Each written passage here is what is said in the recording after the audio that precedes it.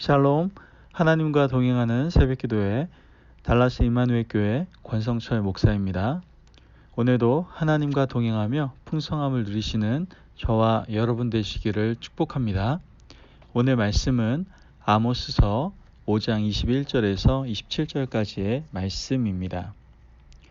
내가 너희 절기들을 미워하여 멸시하며 너희 성회들을 기뻐하지 아니하나니 너희가 내게 번제나 소제를 드릴지라도 내가 받지 아니할 것이요 너희의 살진 희생의 화목제도 내가 돌아보지 아니하리라.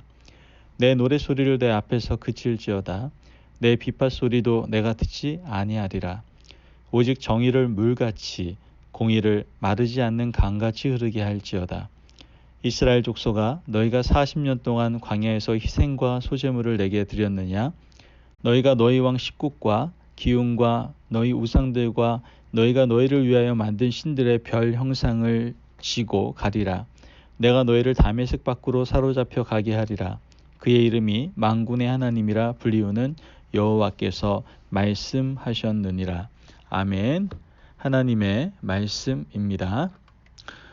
오늘 말씀을 보면요, 하나님께서는 북이스라엘의 고위 공직자들과 영적 지도자들에게 높은 그런 윤리의식을 좀 가지라고 말씀하시는 것을 보게 됩니다. 아모스 선지자가 예언하던 시절에 북이스라엘 왕국은 여로보암 2세의 경제적 황금기를 누리고 있었죠. 돈이 굉장히 많이 모였습니다. 무역도 굉장히 잘 됐고요. 그런데 이런 상황 속에서 문제가 한 가지가 있었는데 그것은 바로 고위 공직자들에게 투명함과 윤리의식이 없었다라는 것이죠. 그들은 많은 돈을 벌어들였습니다. 많은 돈을 가지고 있었습니다. 들어온 돈은 많은데 흘려보내지는 않았다라는 거예요. 백성들과 나누지 않았습니다. 결국 이 놀라운 물질의 부는 몇몇 사람들에게만 집중되었죠. 하나님은 이런 부분들에 대해서 책망하시는 것을 성경을 통해서 보게 됩니다. 5절 말씀을 보면 베델을 찾지 말며 길갈로 들어가지 말며 브엘세바도 나아가지 말라. 길갈은 반드시 사로잡히겠고 베델은 비참하게 될 것임이라 하셨나니. 아멘. 자, 오늘 말씀 보면은 지금 하나님께서요, 베델과 길갈, 그 다음에 브엘세바를 언급하시죠. 이 베델과 길갈은 앞장에 있는 사장에도 언급되고 있는 지명입니다. 당시 북이스라엘 백성들에게는 베델과 길갈, 그 다음 브엘세바는요, 필수적으로 순례를 해야 할 성지였습니다. 베델은 야곱과 관련이 있죠. 야곱이 밧다나람으로 가던 길에 베델에서 누구를 만나요? 하나님을 만났잖아요. 그리고 밧다람에서 돌아오는 길에도 베델에서 다시 야곱이 하나님을 만나게 됩니다. 그때부터 베델은요, 이스라엘 백성들에게 있어서는 영적인 고향이 되었죠. 길갈은 이스라엘과 어떤 연관이 있어요? 이스라엘 백성들이 가나안 땅을 정복할 때 요단강을 건너서 만났던 첫 번째 장소가 길갈이었죠. 요단강 건넌 기념으로 12돌을 세웠던 곳이 길갈이었고요. 할례 언약을 시행하여 애굽의 수치를 굴러가게 한 곳이 바로 길갈이었습니다. 이 베델과 길갈은 북이스라엘 지경에 있는 도시였어요. 그래서 누구든지 마음만 먹으면 찾아갈 수 있는 지역, 그러한 곳이었죠. 그런데 문제는 브엘세바였습니다. 브엘세바는 가나안 지경 가장 남쪽 끝에 있는 도시였어요. 북이스라엘 사람들은 마음을 먹어도 갈 수가 없는 곳이었죠. 브엘세바에 갈 수 있다는 것은요, 그 사람은 굉장히 고위직에 있는 사람이다라는 증거였어요.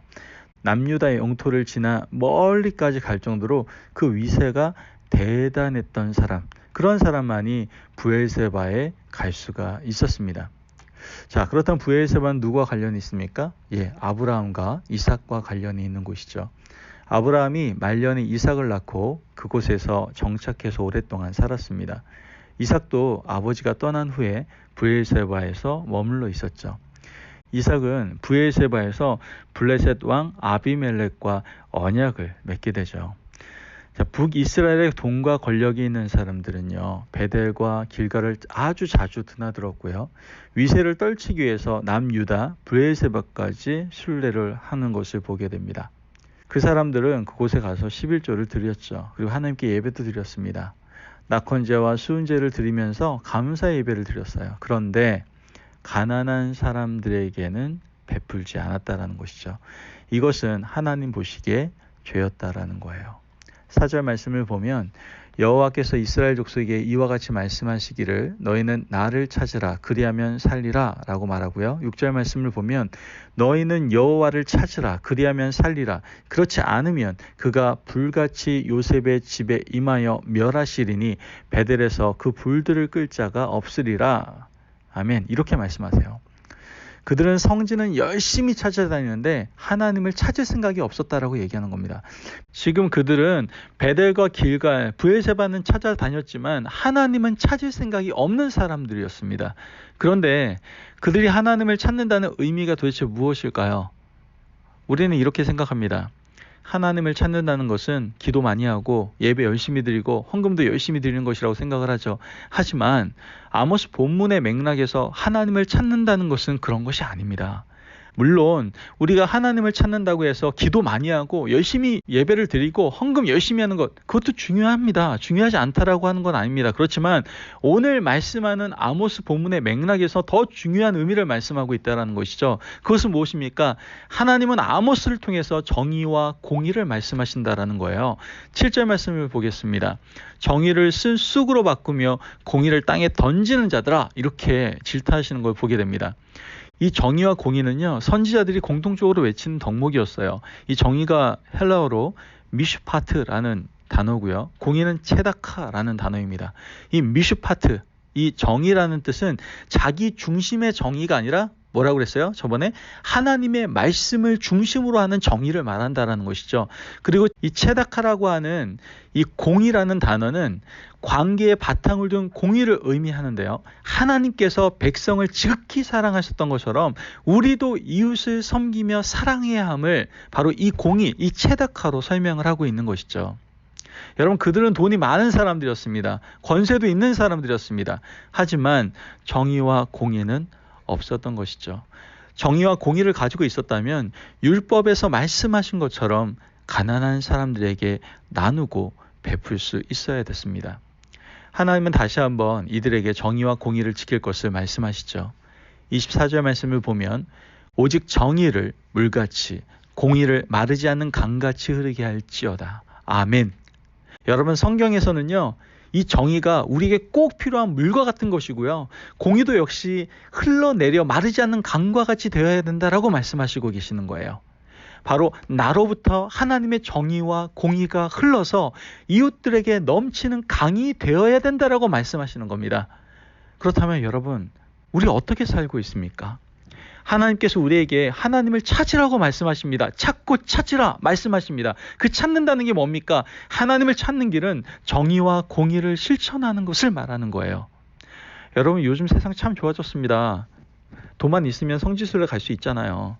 아직까지는 저는 가보지 못했습니다. 하나님께서 길을 열어주시면 언젠가 한번 가보게 되겠죠.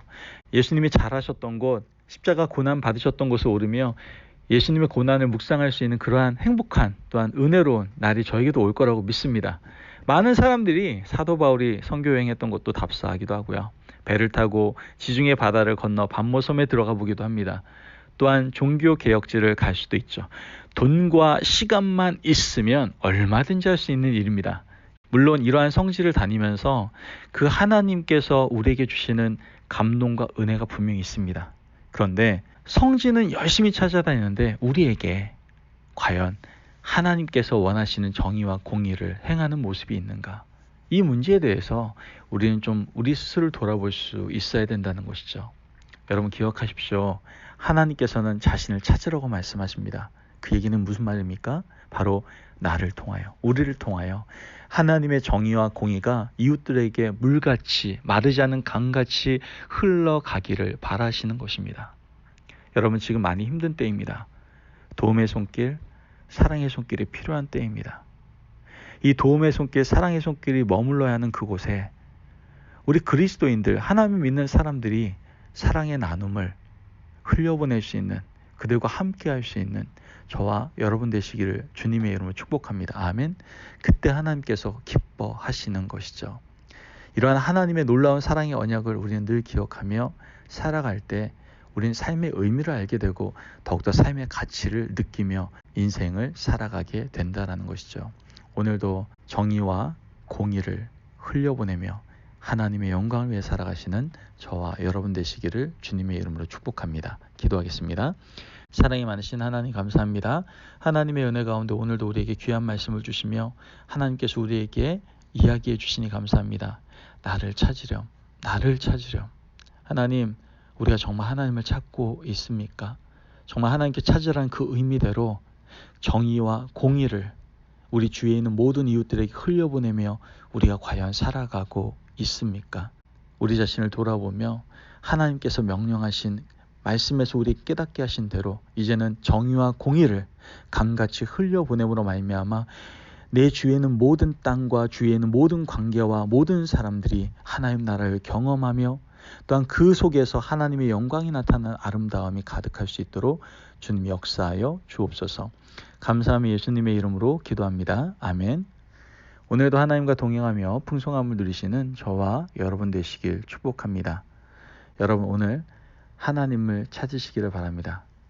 하나님을 찾는다는 것은 하나님의 그 정의와 공의를 강같이 내 주위에 있는 모든 사람에게 흘려보내는 것입니다. 그 기쁨의 한날을 보내시는 저와 여러분 되시기를 축복합니다. 말씀 안에서 승리하십시오.